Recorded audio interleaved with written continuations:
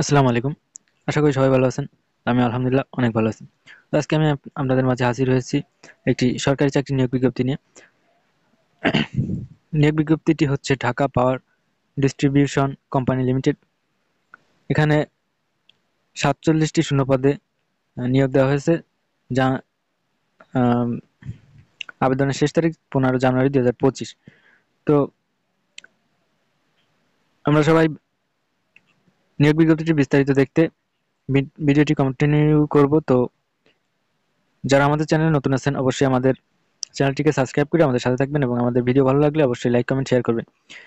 এবং যে কোনো প্রকার সরকারি বেসরকারি চাকরির সার্কুলার পেতে আমাদের ইউটিউব চ্যানেল সাবস্ক্রাইব করে আমাদের সাথে থাকবেন এবং অল নোটিফিকেশন বেল আইকনটি বাজিয়ে দিয়ে অল নোটিফিকেশন সেট করে রাখবেন।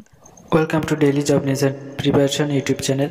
Subscribe for daily job news. Thank you. যাতে আমরা পরবর্তী যে কোনো সার্কুলার বা চাকরি নিয়োগ বিজ্ঞপ্তি নিয়ে ভিডিও আপলোড করলে আপনার কাছে সহজে নোটিফিকেশন চলে যায় এবং আপনি বিজ্ঞপ্তিটি দেখতে পারেন। সো আর কথা না বাড়িয়ে চলুন ভিডিওটি শুরু করা যাক। এবং ভিডিওর শেষে আমি কিছু গুরুত্বপূর্ণ তথ্য দিয়ে রাখবো, যেগুলো আপনাদের অনেক কাজে দেবে। তো সবাই ভিডিওটি একটু স্কিপ না করে সম্পূর্ণ ভিডিওটি ধৈর্য সহকারে মনোযোগ দিয়ে দেখতে থাকুন। সো তাহলে ভিডিওটি শুরু করা যাক। তো সার্কুলারটির টোটাল পোস্ট ক্যাটাগরি হচ্ছে 3টি, টোটাল ভ্যাকেন্সি 47টি, অর্থাৎ 3টি পদে 47 জন লোক নিয়োগ দেওয়া হবে। তো এখানে 3টি পদের post name, vacancy and salary grade দেখুন। কমপ্লেইন সুপারভাইজার, ভ্যাকেন্সি 12টি, স্যালারি গ্রেড 27,000 টাকা। এবং তো আমরা নিয়োগ বিজ্ঞপ্তিতে বিস্তারিত দেখি, কি কি শিক্ষাগত যোগ্যতা এবং আদার্স যে ডিটেলসগুলো আছে সেগুলো সবকিছু জেনে নিই। তো এখানে কিছু তথ্য আছে দেখুন। জব পাবলিশ ডেট 25 ডিসেম্বর 2024, অর্থাৎ আজকেই কিন্তু নিয়োগ বিজ্ঞপ্তিটা প্রকাশিত হয়েছে। এবং অ্যাপ্লিকেশন স্টার্ট ডেট 25 ডিসেম্বর, আজ থেকেই শুরু হয়েছে। এবং অ্যাপ্লিকেশন লাস্ট ডেট 15 জানুয়ারি 2025। 2025 সালে জানুয়ারি মাসের 15 তারিখ শেষ।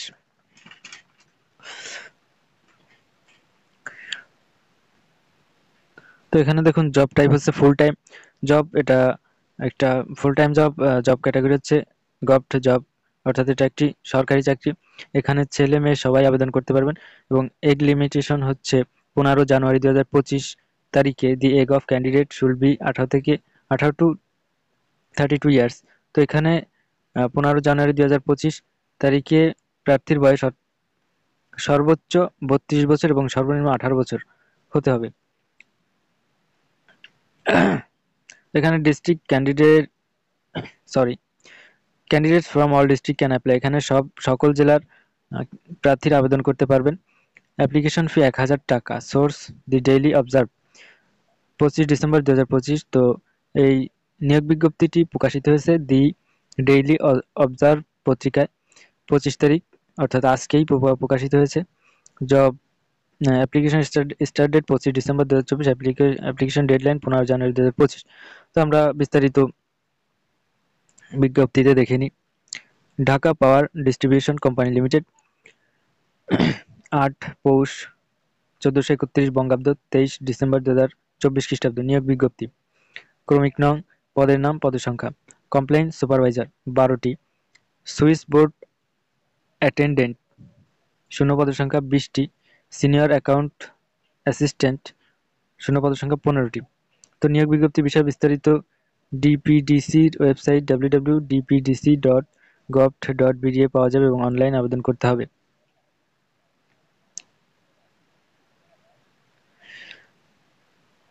তো এখানে কিছু তথ্য দেওয়া আছে দেখুন।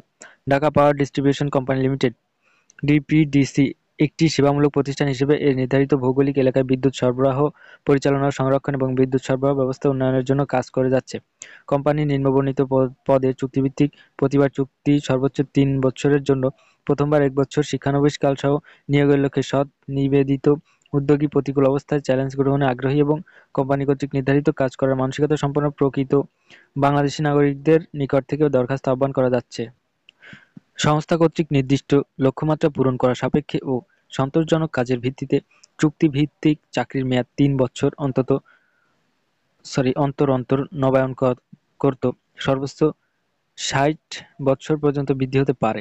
তো এখানে 3 বছর অন্তর অন্তর আপনার এটা নবায়ন করা হবে এবং সর্বোচ্চ 60 বছর পর্যন্ত হতে পারে। তো 1 নম্বরে পদের নাম কমপ্লেইন সুপারভাইজার, পদের সংখ্যা 12টি, তবে সংখ্যা হ্রাস বৃদ্ধির ক্ষমতা কর্তৃপক্ষ কর্তৃক সংরক্ষিত। শিক্ষাগত যোগ্যতা স্নাতক বা সমতুল্য। গ্রাহক সেবা ও সংশ্লিষ্ট কাজে অভিজ্ঞতা সম্পন্ন প্রার্থীগণ অগ্রাধিকার প্রাপ্ত হবেন এবং কম্পিউটার পরিচালনার যোগ্যতা থাকতে হবে। কোনো পরীক্ষায় তৃতীয় শ্রেণী বা সমতুল্য গ্রহণযোগ্য নয়।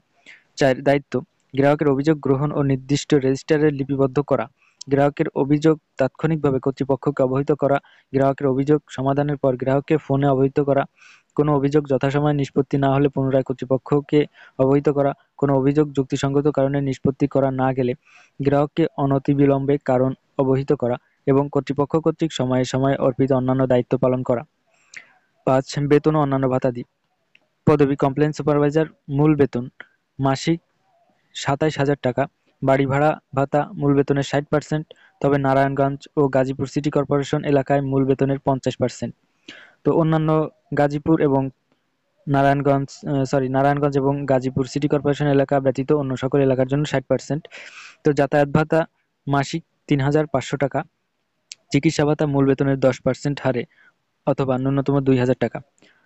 তাছাড়া প্রতি বছর 2 উৎসব বোনাস, বাংলা নববর্ষ ভাতা, contributory provident fund, group insurance ও ছুটি নগদায়ন সুবিধা সহ কোম্পানির প্রচলিত নিয়মে নির্ধারিত অন্যান্য সুবিধাদি ও চাকরি সমাপনান্তে গ্র্যাচুইটি ও কোম্পানির বিধি অনুযায়ী সংশ্লিষ্ট সুবিধাদি প্রাপ্ত হবেন। এমপ্লয়ি নিজে তার আয়কর জমা প্রদানে বাধ্য থাকবেন।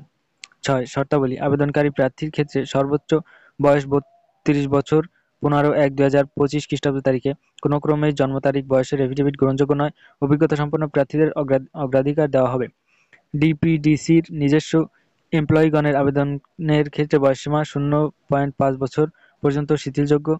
সরকারি, আধা-সরকারি ও স্বায়ত্তশাসিত প্রতিষ্ঠানে কর্মরত প্রার্থীদের যথাযথ কর্মক্ষেত্রের মাধ্যমে নির্ধারিত সময়ের মধ্যে আবেদন করতে হবে এবং মৌখিক পরীক্ষার সময় অনাপত্তিপত্র দাখিল করতে হবে। এক্ষেত্রে কোনো অগ্রিম কপি গ্রহণযোগ্য হবে না। সততা, সাহসিকতা ও পারস্পরিক সমন্বয়ে কাজ করার দক্ষ হতে হবে। প্রার্থীকে কোম্পানির আওতাধীন যে কোনো এলাকায় কাজ করার মানসিকতা থাকতে হবে এবং বাধ্যতামূলক প্রশিক্ষণে অংশগ্রহণ করতে হবে।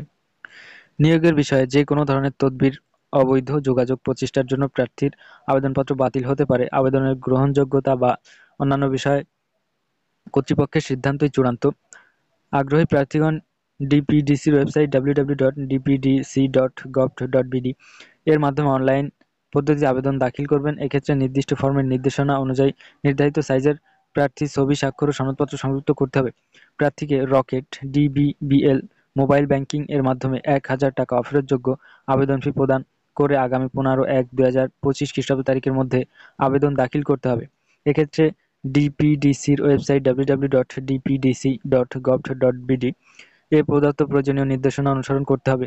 অসম্পূর্ণ, ত্রুটিপূর্ণ, বিলম্বে প্রাপ্ত আবেদন বাতিল বলে গণ্য হবে।